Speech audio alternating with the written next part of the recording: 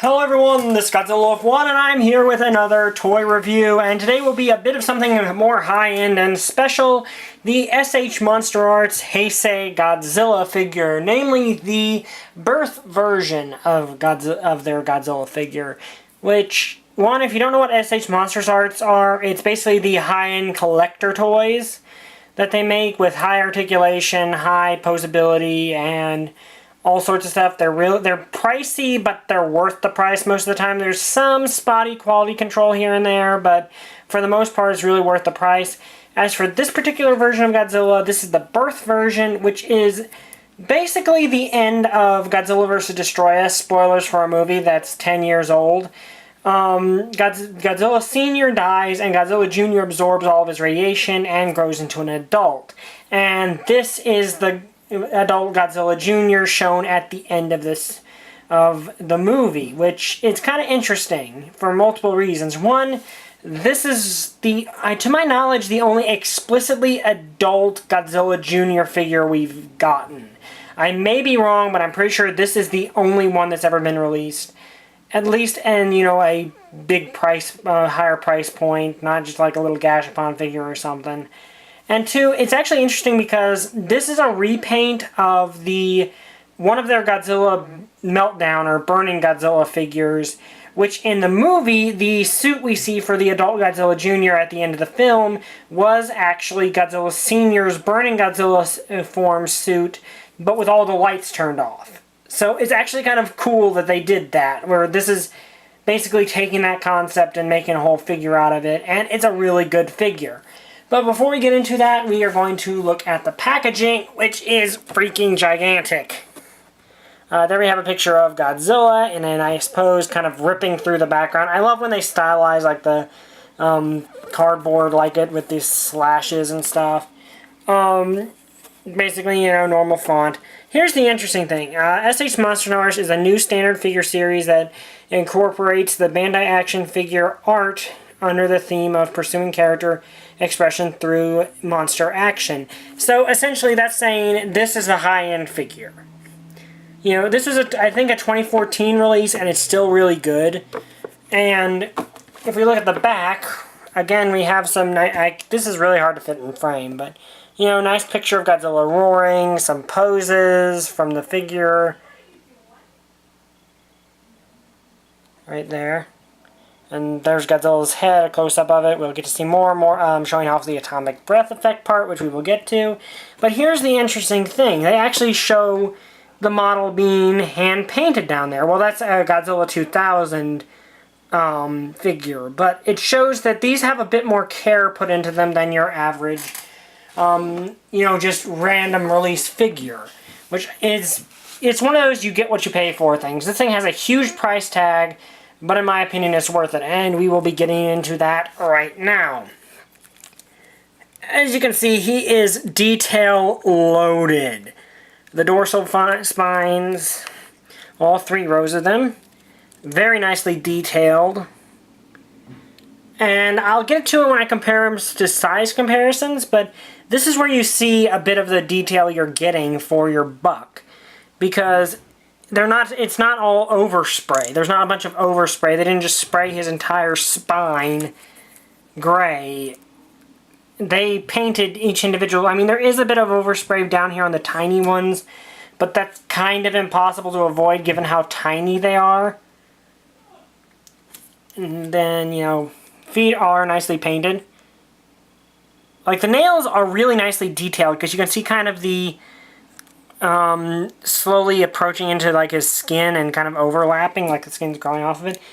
Like even the bottoms of his feet, which does have the the Bandai stamp, have detail on them, which is really nice. Moving up the figure, we'll look at the arms. And here's where you'll see another thing is there's a lot of details going in here to make the arm look solid. There's not a bunch of joints that are revealed and broken up. I mean, you can see the creases, obviously, but it's a lot less than you would expect. Claws, again, nicely painted nails on the claws. The chest. You can see his muscles molded in, which is nice. Just detail everywhere on this guy.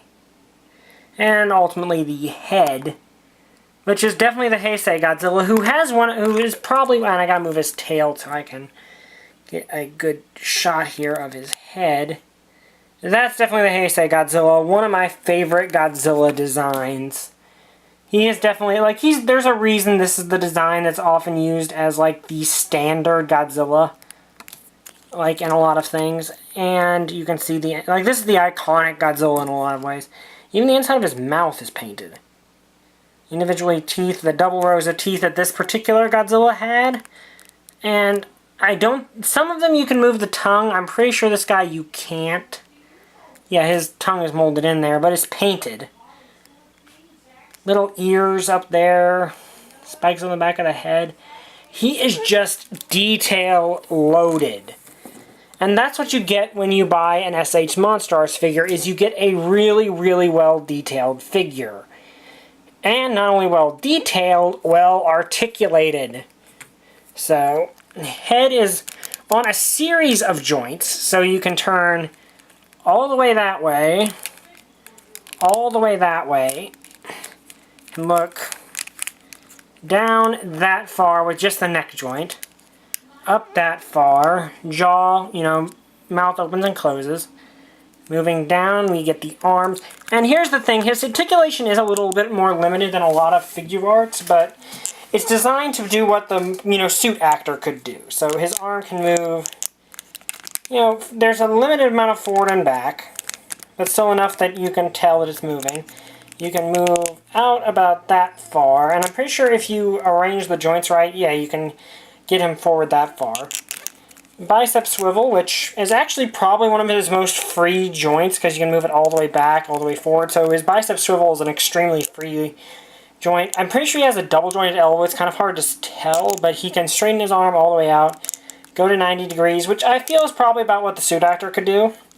Ball jointed wrist, which has this ball assembly, actually, but it's kind of hard to move. It can rotate. You can get a little bit of up and down, side to side. Not a lot, but then again, like I said, based off the suit model. Legs can move.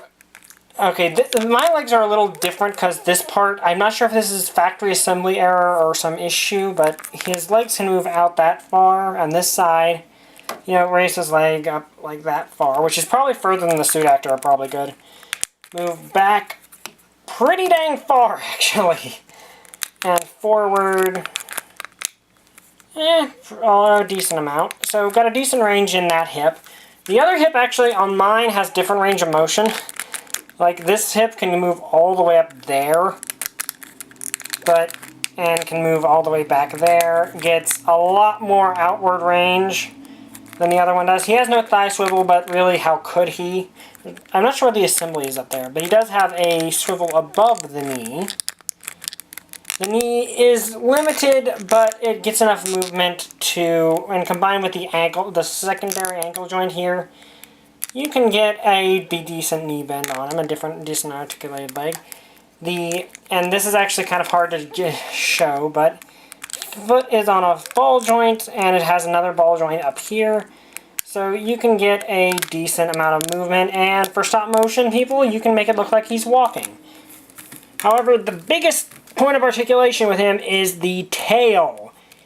Each and every one of these segments, up to I believe right about here, is on a ball joint. So you can get his tail all the way over there, all the way over there, all the way up here, straight down to the ground. Or if you wanted to, straight out behind him, like he is swimming, which is actually something that they were rather proud of with the other ones. You can actually move all of his joints such that he can actually get a decent swimming pose out of him if you have a stand that can support him. So, definitely extremely articulated. Very poseable. You can get a lot of poses out of him. I had him in a fight pose with the... Let's move the camera up now that I've shown off that detail. I actually forgot a jointage here. He has two ball joints, one at the top, I'm pretty sure two. One at the top, one at the bottom. Can turn that far that way, that far that way, bend back that far. If you maneuver his spines further back, you can get more movement. Crunch all the way over so he can look straight down. So, yeah, I kind of forgot to do that because I was excited about his tail, but yeah, very articulate Godzilla figure. And if you pose it, if you play your cards right, you can get him in some really fierce-looking poses, which I really, really like, because most of the figures are very limited in articulation, so that you can get him in this many poses is a real bonus. But of course, he is a figure art, he is an expensive high-end Japanese figure, and I'm trying to get all of his joints back in a more neutral order here. He comes with accessories. They're limited, but given how big he is, it's understandable, and he's actually got more accessories than a lot of Monster Art figures have. He has an extra set of hands, which are more splayed open and fierce. Then let me pull this closer here so you can see. More splayed open and fierce, kind of a more battle-ready claw. And this can be a bit of a... Okay, I'm not going to risk doing it on camera. It's not... You want to be careful exchanging these claws, because you could break the ball joint in his wrist if you're not careful. But again, he's an expensive figure, so he's not meant for rough play. Also, I just noticed that his bottom jaw kind of has some side-to-side movement, which is weird, so I guess it's on a ball joint up in there. Okay. And the other accessory he gets is his atomic breath, which in this case is red.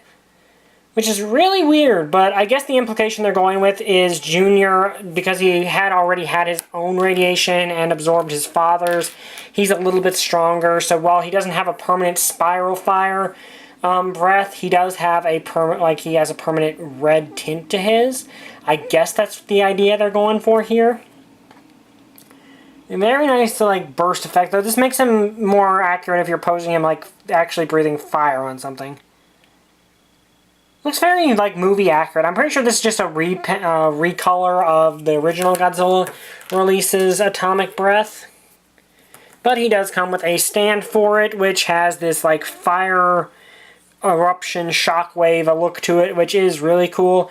What isn't really cool, though, is this is a clear plastic stand. It does have 3 points of articulation, one at the bottom, which you can only really move forward, and then these two, one right here and one right here. So you can get it in a lot of things, and I'm not sure how well my camera's going to pick it up. There's stress fractures in the plastic of the bottom-most segment. I have never moved that segment. I posed this statically with it, so that is just it cracking on its own. Teach Omega is right, clear plastic is not necessarily the best thing. I get why this is clear plastic, so it looks like this is floating, but clear plastic is still not necessarily a very good thing. How this works is there's a hole right here in the atomic breath effect part, and you want to put it on the stand like that. Open his mouth, clamp it around the effect part, which, depending on how you arrange things, can be easy or hard, and you get him doing his atomic breath. Now, it can be a bit of a trick to line up all correctly, but once you do, looks really nice, really good effect part. And, well, I wish he had his spiral fire breath, because I really like Heisei Godzilla's spiral fire. This is still a pretty good effect part, and gives him a little bit of expression to him. So I really like that. It's really nice to have, and I'm glad he has an effect part. I just wish that they'd make these stands a little more built to last than they are. I wish this...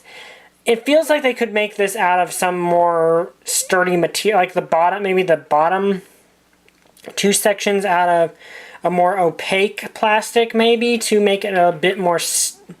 have a bit more longevity, but still nice to have. And one thing I do like about the tail is, well, when it's fully stretched out, it's really, really long. It's really, really long no matter what.